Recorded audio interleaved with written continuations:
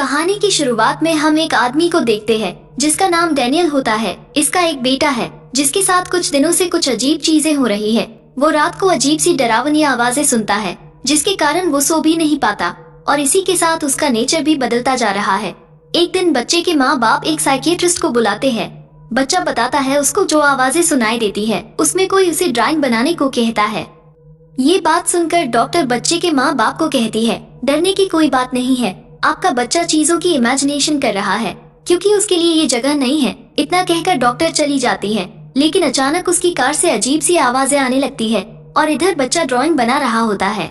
अचानक डॉक्टर के कान में एक मक्खी चली जाती है, फिर उसकी आंखों से खून बहने लगता है जिसके कारण कार का बैलेंस बिगड़ जाता है और कार एक पेड़ से टकराती है।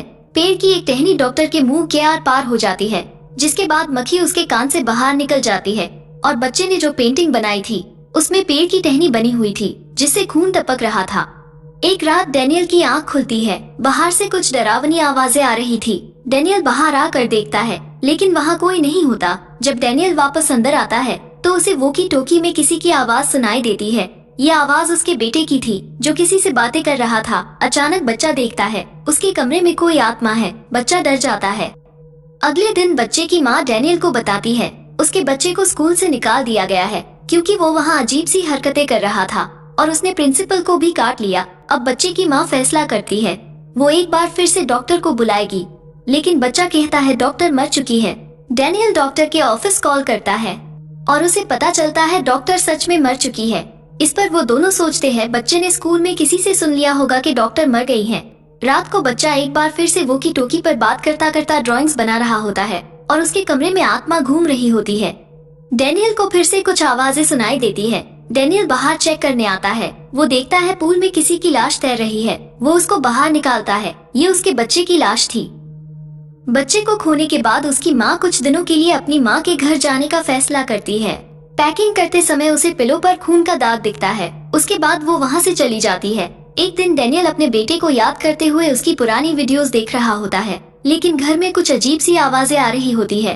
वो वॉकी टॉकी चेक करता है, जिसके बाद वो अपनी पत्नी को एक वॉइस मैसेज भेजता है। कुछ देर बाद उसकी वाइफ उसको कॉल करती है और पूछती है क्या तुम ठीक हो, क्योंकि जो वॉइस मैसेज डैनियल ने भेजा था उसमें बहुत ज्यादा शोर सुनाई दे रहा था। डैनियल भी इस बात से हैरान होता है। वो वॉइस को और क्लियर सुनने के लिए कंप्यूटर का इस्तेमाल करता है, जिसके बाद डैनियल हैरान रह जाता है क्योंकि वो आवाज उसके बेटे की थी जो उससे मदद मांग रहा था। जिसके बाद डैनियल एक पैरानॉर्मल इन्वेस्टिगेटर के पास जाता है और उसको अपने घर में होने वाली अजीब चीजों के बारे में बता देता है। जिसके बाद वो इन्वेस्टिगेटर अपनी बेटी रूथ के साथ डैनियल के घर आता है। सेटअप लगाने के बाद रूथ घर में होने वाली अजीब चीजों को देखने लगती है। अचानक उसे कमरे में कोई दिखाई देता है। रूथ के डैड कमरे में आते हैं लेकिन अंदर कोई नहीं होता। तभी रूथ अपने डैड को कमरे से बाहर निकलने को कहती है क्योंकि वो आत्मा बिल्कुल उनके सामने खड़ी थी, लेकिन उसके डैड को कुछ भी नजर नहीं आता। अचानक उनके हेडफोन में एक जोरदार आवाज होती है जिससे वो डर जाते हैं और अब उन्हें पूरा यकीन हो चुका है कि घर में जरूर किसी बुरी शक्ति का वास है। जिसके बाद वो डैनियल को ये कहते हुए चले जाते हैं कि वो कल एक बार फिर आएंगे। उसी रात रूथ के डैड को कुछ आवाजें सुनाई देती है और अचानक वो अपनी पत्नी को देखते हैं जो कि बहुत पहले मर चुकी है। दरअसल ये वही बुरी आत्मा होती है। रूथ के डैड उसकी बातों में आकर अपने हाथ की नस काटने लगते हैं, लेकिन तभी रूथ वहाँ आ जाती है और वो उस इल्यूजन से बाहर आते हैं। दूसरी तरफ डैनियल की पत्नी को एक कॉल आती है जिसमें उसका बेटा कहता है वो बहुत डरा हुआ है और अपने बेड के नीचे छुपा हुआ है। वो वापस अपने घर आती है और अपने बेटे के कमरे में जाकर देखती है उसका बेटा वहाँ खेल रहा होता है, लेकिन तभी वो बेड के नीचे छुप जाता है और जैसे ही वो बेड के नीचे देखती है उसे उसका बेटा नहीं बल्कि दो डरावने पैर दिखते हैं। वो बुरी तरह से डर जाती है और तभी वो बुरी आत्मा उस पर हमला कर देती है। नीचे रूथ के डैड डैनियल को बता रहे होते हैं इस घर पर जिस बुरी आत्मा का वास है वो एक विच थी और इसी घर में उसको टॉर्चर किया गया था। और तभी अचानक डैनियल की पत्नी सुसाइड कर लेती है। उसके कान से खून निकल रहा होता है और तभी उसके कान से मक्खी निकलती है। अपने परिवार को खोने के बाद डैनियल बहुत दुखी हो जाता है। जिसके बाद वो सब मिलकर उस बेसमेंट में आते हैं जहाँ उस विच को टॉर्चर किया जाता था। यहाँ उन्हें उस विच का स्केलेटन मिलता है। वो फैसला करते हैं वो उस विच के स्केलेटन को जला देंगे। रूथ के डैड उस विच पर पेट्रोल छिड़कते हैं और रूथ को वहाँ से भेज देते हैं। रूथ के जाने के बाद विच रूथ के डैड पर हमला कर देती है और ऊपर रूथ अपनी मरी माँ को देखती है, लेकिन वो समझ जाती है ये सब भ्रम है। तभी विच उस पर भी हमला कर देती है।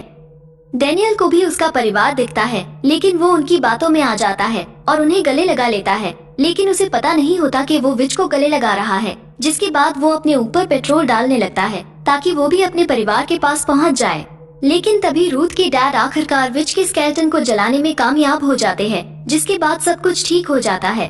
कुछ समय बाद डेनियल अपने बच्चे की बनाई ड्राइंग्स देखता है, जिन्हें देखकर डेनियल को पता चलता है उसके बेटे ने पहले से ही ड्राइंग के थ्रू बता दिया था किसकी मौत कैसे होगी। एक ड्राइंग को देखकर उसे उस दिन की याद आती है जिस दिन उसे कुछ आवाजें सुनाई दी थी। डेनियल समझ जाता है उसने ही अपने बेटे को पूल में डुबो कर मारा था और जो खून का दाग उसकी पत्नी ने पिलो पर लगा देखा था वो डेनियल के कान से निकला था। ये जानकर डेनियल अपने आप को अपने बेटे का हत्यारा समझने लगता है और इसी गिल्ट में वो पूल के पास जाता है और अपने आप को गोली मार लेता है। इस दौरान हमें पता चलता है डेनियल के बेटे ने पहले से ही अपनी और अपने डैड की मौत की ड्राइंग बना दी थी और ये सब दूर खड़ी विच देख रही होती है, यानी कि स्केलेटन जलाने के बाद भी कुछ नहीं बदला। और अंत में हम रूथ और उसके डैड को देखते हैं जो अपने अगले केस पर जाने की तैयारी कर रहे हैं।